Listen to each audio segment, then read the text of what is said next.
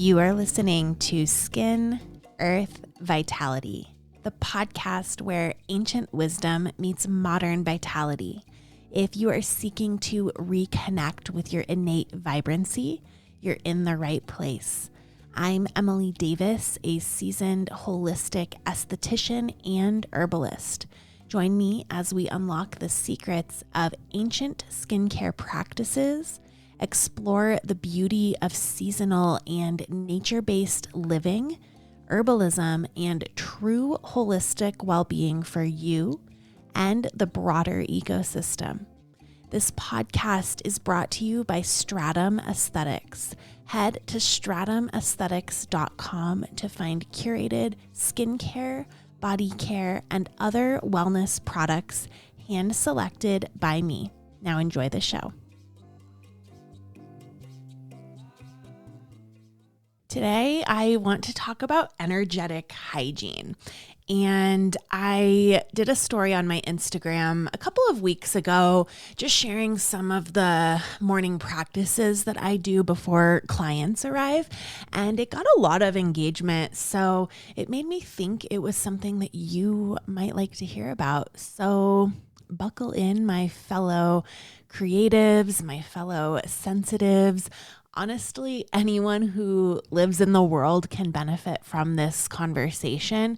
I'll be talking about practical things that I do daily. I'll be talking about things that I do in the treatment room. So if you are a fellow practitioner, or if you're just around other people in an intimate setting, for me, I'm an esthetician, so I'm all up in people's grill every single day. And with that close of contact, it's really important to practice energetic hygiene.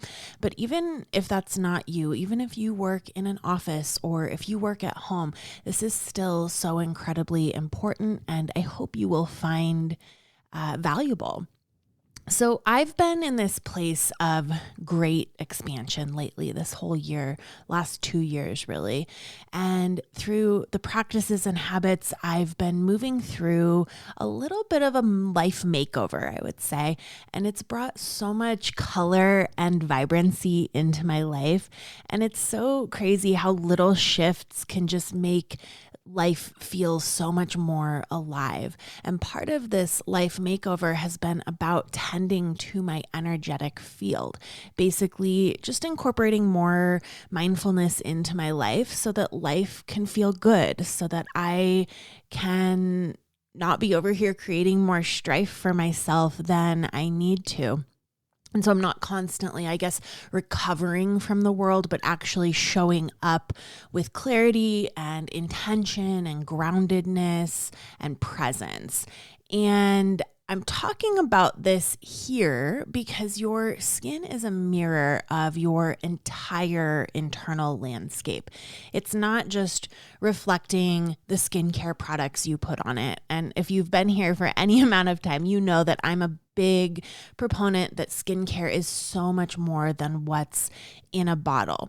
It's reflecting what's moving through you, your stress, your digestion, your thoughts, the content you consume, the boundaries that you hold, which of course, because our skin's a physical boundary, your skin is just a true imprint of your life. And the more that I have practiced energetic hygiene over the years, the more I've cleaned up my inputs, honored my rhythms, built rituals for daily support and clarity, the more that my skin has responded in a positive way. There's that saying that's like, if you think beautiful thoughts, then they will shine out of your face like sunbeams. And I do believe that. It's not just about thinking beautiful thoughts, though. It's about tending to the inner ecology that allows those thoughts to exist in the first place. Because when your energy is intact, your skin is going to reflect that. So if your skin is asking for help, sometimes the most powerful place to start isn't with a new serum. It's with your energy. And I do want to be clear before I get started When I say energy, I'm not talking about like something vague or floaty. I'm talking about your nervous system, your mood. It's also known as prana in Ayurveda or chi in ancient Chinese medicine. It's the thing that animates us. It's not really tangible, but it almost is. We can really feel when it's off. It's like I always see posts being shared about like triggers and glimmers. Triggers are things that drain you, and this would be an energy drain. And then a glimmer is something that lights you up. And you can feel the difference very viscerally in your body between those two things. A trigger might be an email that you get that stresses you out, or you're scrolling and you see some fear or outrage posts that stress you out, or somebody just says something in a tone that triggers you. And then a glimmer is like this morning I was taking a walk and I noticed that the lilacs were blooming, and I was just like, yes, I feel so present and alive in this moment, and it's so beautiful and I'm so grateful. Or you're hanging out with someone who just makes you feel more like yourself. They light you up and really bring you to life. You can feel the difference between a trigger and a glimmer, and that is your energy. So it's not tangible, but it still does feel like a very tactile feeling, right? So like I said, I'm going to share with you some very practical tips that I do on a daily basis that I have found to be very valuable for plugging up energy leaks. And then I'm also going to share some that may be considered more quote unquote woo-woo, although I don't really like to use that term because I feel like it's brushing off ancient and indigenous practices as if they're somehow less valid than the things that we can measure in a lab or prove through modern science, which is hilarious to me because modern science is always being updated and corrected or sometimes proven completely wrong. So I know that when people use the term woo-woo, it's meant to be playful, but for me, it feels like this quiet discrediting of the intuitive and the ancestral and the energetic, as if what can't be quantified at the current point in time isn't worth respecting. But I will be sharing some things that maybe seem more out there or unproven, even though they've been practiced for thousands of years, because I actually don't separate the two. If it strengthens my clarity, if it helps me to show up more fully in my life, then that is real enough for me. So why should we do this? When we don't protect and tend to our energy, it can lead to things like burnout, emotional reactivity, nervous system dysregulation, maybe more confusion about what's real or true, or maybe some trouble with having discernment. Maybe you feel less connected to your intuition, more difficulty living out your purpose or even realizing your life purpose. When we don't tend to our energy, there's a lot more living in fear and less living in creativity and vitality. And so if this sounds familiar at all, you're normal.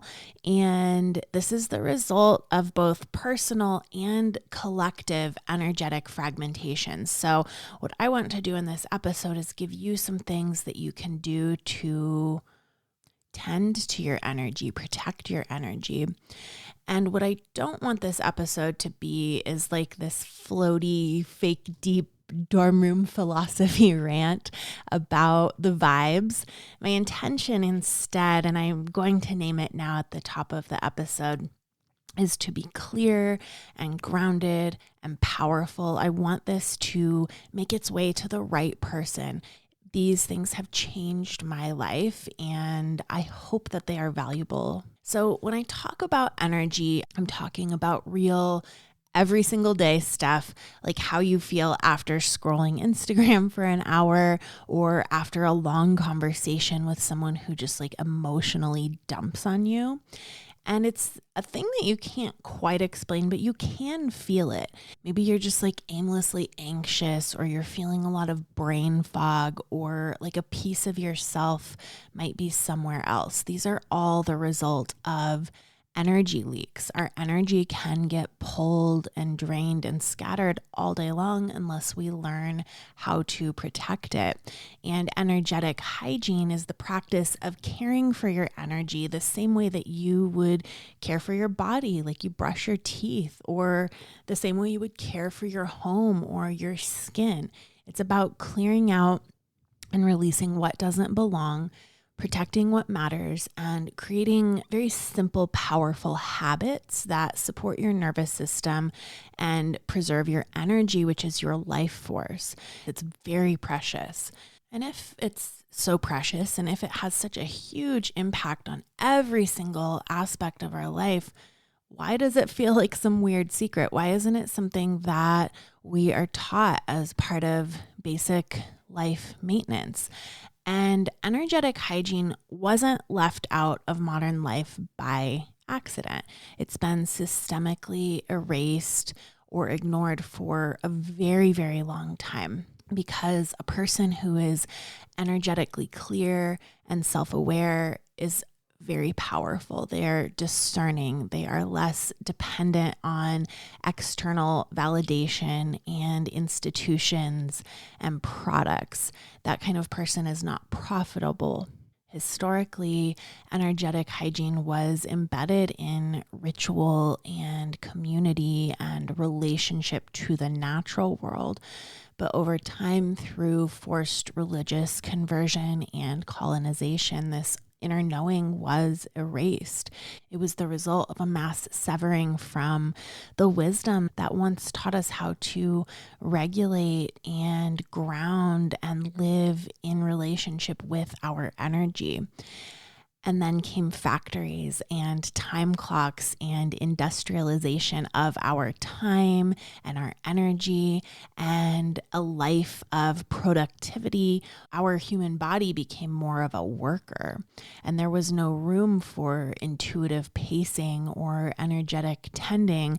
It's just output, survival, and hustle. And in the world we live in currently, in modern Western culture, it's built to keep you plugged in, tuned out, reactive, tired. And I'm not saying that there's some group of people like plotting for this. This isn't like a villain in a dark room type of situation with a little mustache that they're twirling. It's the reality that institutions, governments, a lot of ideologies thrive when people are disconnected from their inner authority. And it's not like I hate Western society, and this is not a we're all victims of capitalism moment. I run a business. I love being creative and self-employed. I love that ingenuity and beautiful things come with a free market.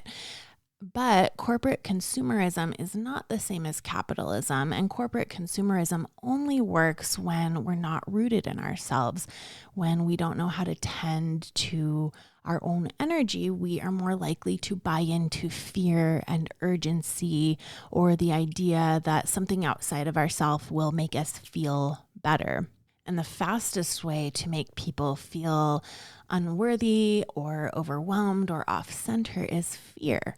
Fear is what makes you think that the world is ending. Fear creates urgency, and urgency sells. Platforms like Instagram or watching the news reward outrage and doom and shock and emotional spirals, because that keeps us scrolling and watching, which means we stay on the app longer, which means advertisers make more money, and people are strategically kept in that state because it creates endless opportunities for consumption. It's a business model. And that's why energetic hygiene is so important at this point in time. It's how we interrupt that loop. It's how we come back to ourselves so that we can live and create from clarity and not reaction. I'm sure I'm not the only one who has noticed a sharp uptick in what I call fear porn or outrage porn on social media since the beginning of the pandemic. And I'm sure that Actually, it probably was there before then, but I really started to notice it then. And I don't like to live with regret, but that is one of my greatest regrets from the early years of the pandemic, like 2021 through 2023, I guess, is that I got very caught up in the outrage fear machine. And I feel now that at that time it was keeping me from living out and progressing with my life's purpose. And I will never let that happen to me again. I think I needed it to happen so I could learn what it felt like. And this year I am feeling it again. I am seeing posts of outrageous things happening. And when I go look into it deeper, the post is like complete hyperbole or totally reaching or not even true at all. And so I've been really working to just take an observer stance. And I do find it quite interesting to observe. I think we all can feel, especially if you are a sensitive individual, that things are shifting in the world. And I think we came here for a purpose. If you're listening to this, I do believe that your soul chose to come to Earth School at this point in time. And I also think that at this point in time, energetic hygiene is not just self-care. It's a form of resistance against that machine. It's how you step out of the loop and remember that your energy is yours. Because when you are grounded and clear, you are not as easy to panic and you're definitely not as easy to control. So now that we know the what and the why, and we're kind of thinking about what it feels like, energetic hygiene is really just about noticing what's draining you. Where are there what are called energy leaks, aka anything that pulls your life force without giving something meaningful back to you. So some examples of energy leaks are saying yes when you really mean no, ignoring your cluttered environment, maybe when somebody emotionally dumps on you and you feel like crap after, people pleasing and that feeling that you feel after people pleasing, over analyzing every decision, worrying about things that you can't control. Procrastination is a big one. Following a ton of accounts on Instagram. I have been mass unfollowing accounts on Instagram, and it has felt so good now, but at the time it was like this huge energetic like hole in my heart when I was doing it. It made me feel really weird, and I thought that was very interesting. Not giving yourself solitude or letting your brain have quiet time without input. That's been huge for me. I always have a podcast in my ear. I always have an audiobook, something. And so I've been really working to give myself true solitude every single day and scheduling white space. Eating in a way that's out of alignment with what your body actually needs. Maybe outsourcing the knowledge of what your body needs to pop wellness culture. Also not moving and caring for your body. Being available 24 hours a day, 7 days a week. Screen addiction, watching content that activates fear, rage, urgency. Also trying to manage how other people perceive you or not setting clear boundaries. Living in visual chaos and clutter, and that can include also noise and mess that agitates your system. Even having the overhead lights on can be an energy leak. Constant multitasking, skipping meals or eating in a rushed way, living on caffeine and adrenaline, not organizing and prepping for future tasks and constantly rushing. I think it was last December of 2024, I read this book called Essentialism by McKeown. Highly recommend it, but it talked about this idea of buffers and how you can improve your life in such a great way by just creating buffers. So for me, that means packing my bag the night before, laying my clothes out, creating these buffers so that I'm not rushing around. Holding space for others without recovering your own energy. This is huge for those practitioners who are listening. Also, anyone who is in relationship with other people. So really anyone listening, when we're holding space for people, we need to be able to recover our own energy afterward. Being too open without containment. So being too open all day means you're constantly taking in other people's energy and emotion and their noise without filtering any of it. It's like being a sponge. And containment is having a boundary around your energy so that you don't absorb everything. It's what keeps you from leaking that prana just by existing around other people or even from being online. And so those are all energy leaks. And so there's another type of energy drainer, which are very subtle, called loops. And so noticing where are your loops, and this can be like mental or energetic tabs open, something that's unfinished, that's on your mind, either consciously or subconsciously, that you're keeping track of. And it's something that's pulling on your energy. So things like unpaid debt, unanswered emails, something that you know you need to handle, maybe avoiding your finances or letting bills pile up, not responding to that one important email you keep thinking about, putting off that one task that you keep thinking about, keeping your inbox full and messy, or just having digital clutter. I did an episode last fall, episode number 40, called The Art of Letting Go Through Decluttering. And it's me just talking about this practice that I do every fall called the fall shed. And I've actually been doing a spring shed.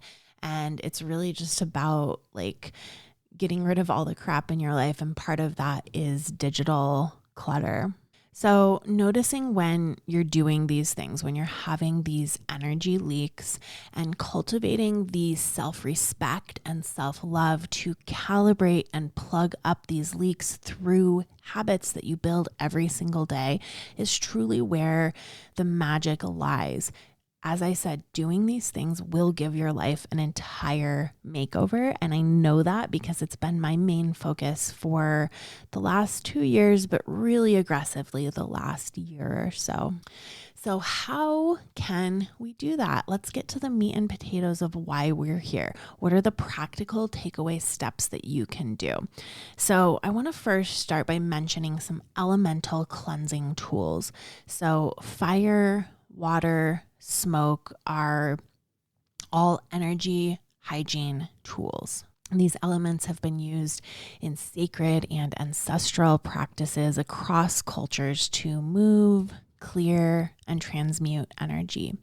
So fire is the element of transformation, of focus, of protection.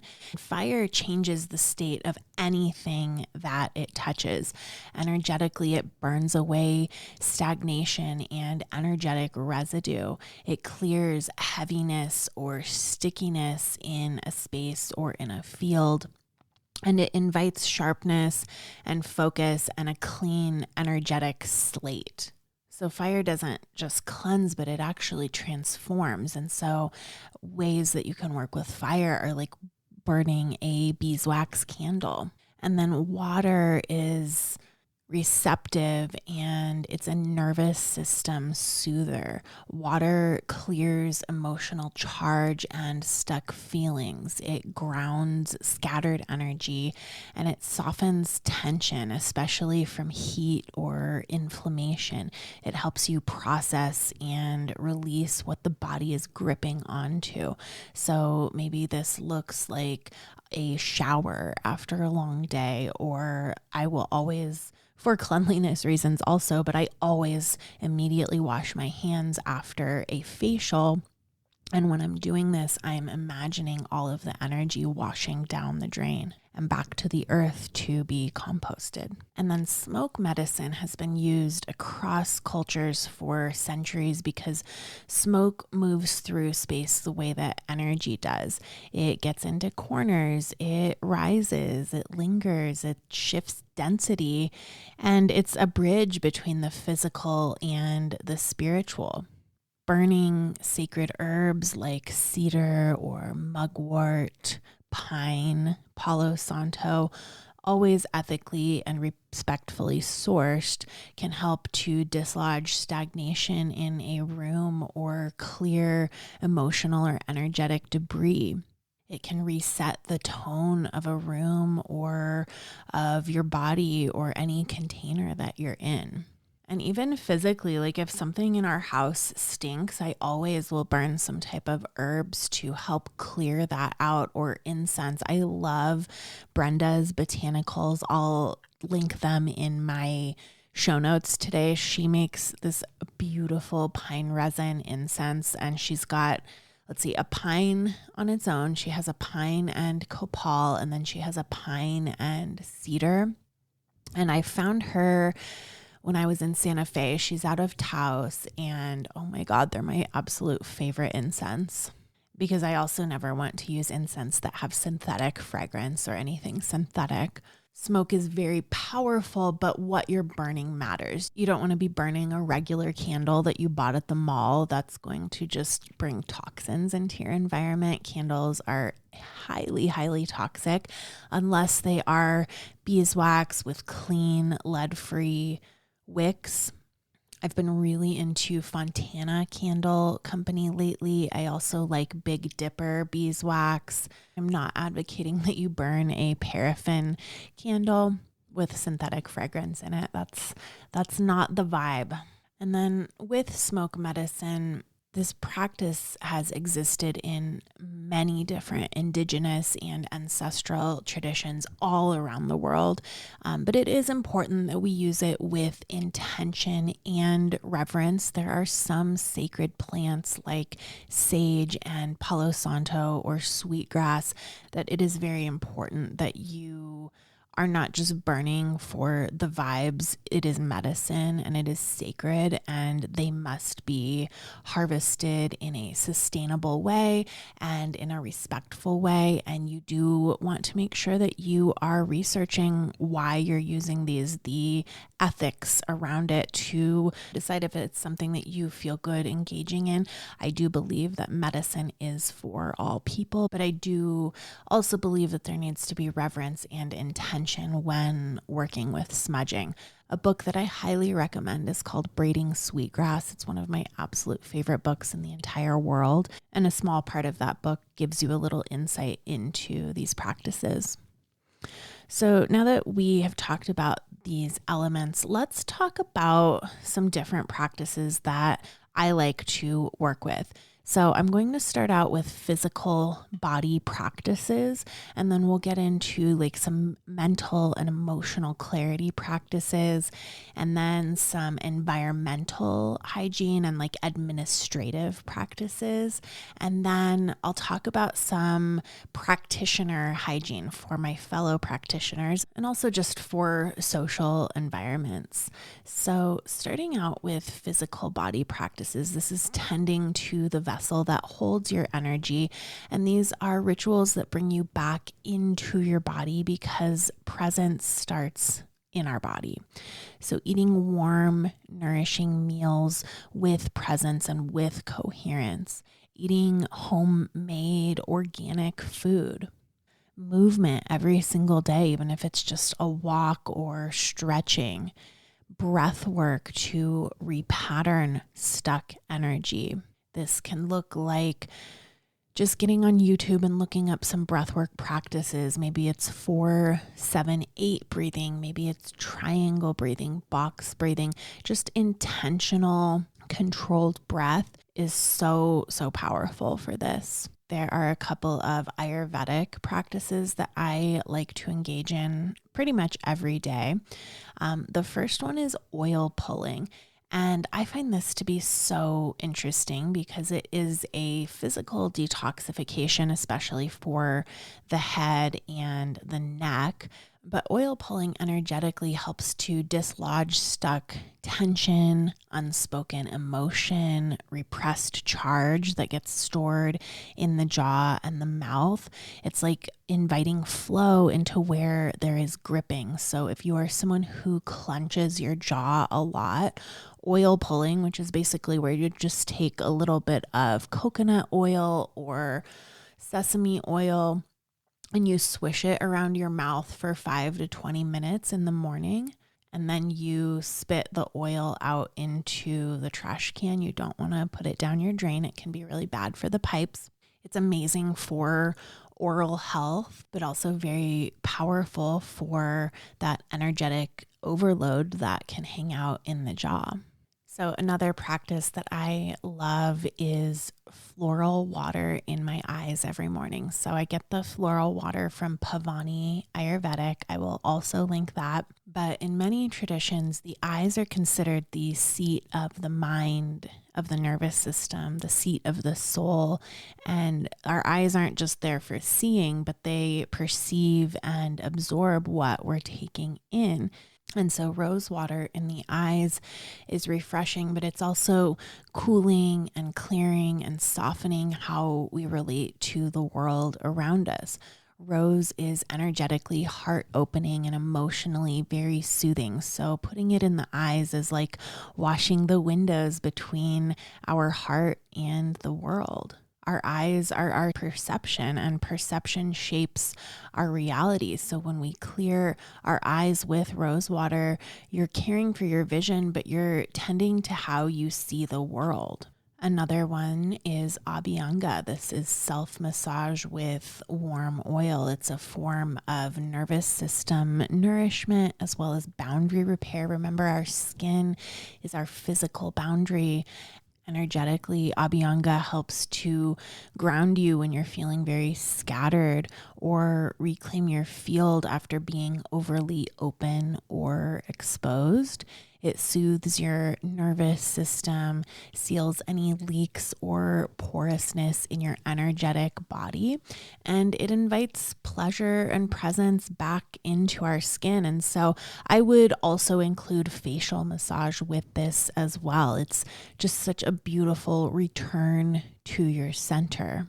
And then moving on to our mental and emotional clarity practices, clearing your mind and regulating your nervous system and protecting your attention are important because your energy can't settle if your mind is always racing. These are practices that give your prana a place to land. So things like meditation, journaling as a way to offload loops and clear internal clutter, scheduling white spaces into your calendar, creating solitude or limiting exposure to other people's energy. Maybe you don't get on your phone for at least an hour when you wake up, and you're off of your phone for an hour before bed. And then environmental hygiene and administrative hygiene are all about closing those loops and clearing the static in your outer world. And these are things that will seem mundane, but I actually think they are the most important.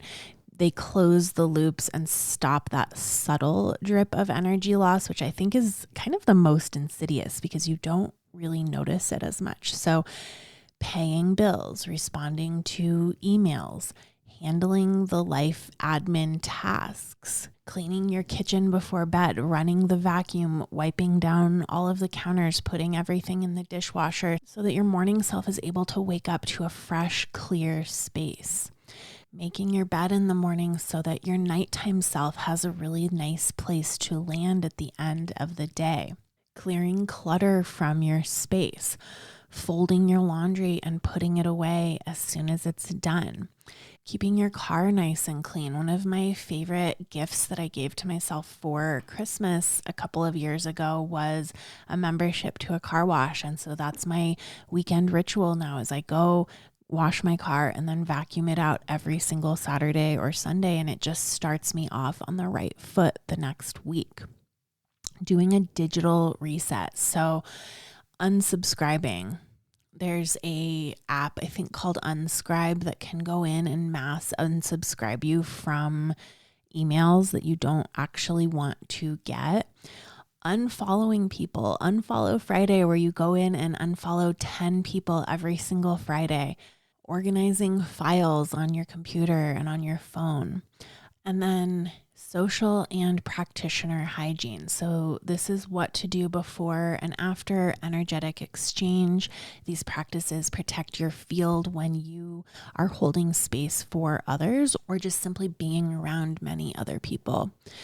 So as I said earlier, lighting a beeswax candle before sessions, I love to do this. I feel that it absorbs excess energy in the room. I feel that it helps to cleanse the space, both energetically and actually physically. Beeswax helps to cleanse the air. And I also think that it just sends this intention, I am here, I am present. I always say as I'm lighting my candle in the morning, I am here to hold space, but not to absorb. And just repeating that reminder to myself is very important as a practitioner, as someone who, as I said, we are all up in people's grill. People say some wild things, some things that can really knock you off your center, and just reminding yourself that you are not here to absorb is so important. I had taken some type of a program from Erin Holt, who on Instagram is the functional nutritionist, and she talked about how when she hears people say things that are fear-based, or it was more of a money mindset situation, but she said that she repeats to herself when someone says something that might be more scarcity minded, that doesn't apply to me. And I say that to myself all the time. People do not realize that the words we speak are spells. The language that we put out into the world are spells cast. And when we're constantly speaking out that the world is ending, the world is horrible, everyone's struggling, things just keep getting worse and worse, everyone's poor, I don't know, whatever, I always in my mind say, that doesn't apply to me. If you are a fellow sensitive person who is affected when these words are spoken out, you're not alone. You can still honor what is hard and still live in self-trust. And this is energetic discernment. It's not about pretending hard things aren't happening or bypassing real grief and collective pain and systemic strife. It's about not letting fear define your frequency and knowing that you can create your own stability in your own world through your presence and your practices. So that's why I say I am not here to absorb. I also visualize a bubble or a shield around my body before working with clients. As I said, I wash my hands with intention after a physical exchange. You can visualize cords being cut or dissolved after emotional dumping. At the end of the day, I like to have a closing ritual to seal my energy after my sessions, saying things like, I release what is not mine. I call all of my energy back to me.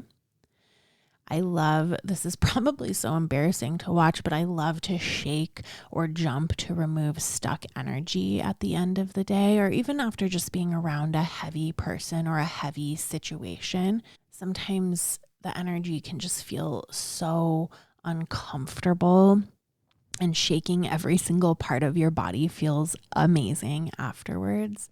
So these are just some of the energetic hygiene practices that I like to engage in, because I truly believe if you don't protect your prana, you cannot fulfill your purpose. And the world does not need more drained people with good intentions. It needs radiant and rooted people who have energy to create. And this is not about avoiding the world. It is truly about staying sovereign in our world. I hope this has been valuable. If so, please share it with someone that you care about. I will be back next week, and until then, be well. You've been listening to Skin, Earth, Vitality. If you like what you heard today, consider giving me a 5-star rating. It helps other people just like you to find the show. You can shop products and find all of my offerings on my website, stratumaesthetics.com, and follow me on my social channels at Stratum Aesthetics.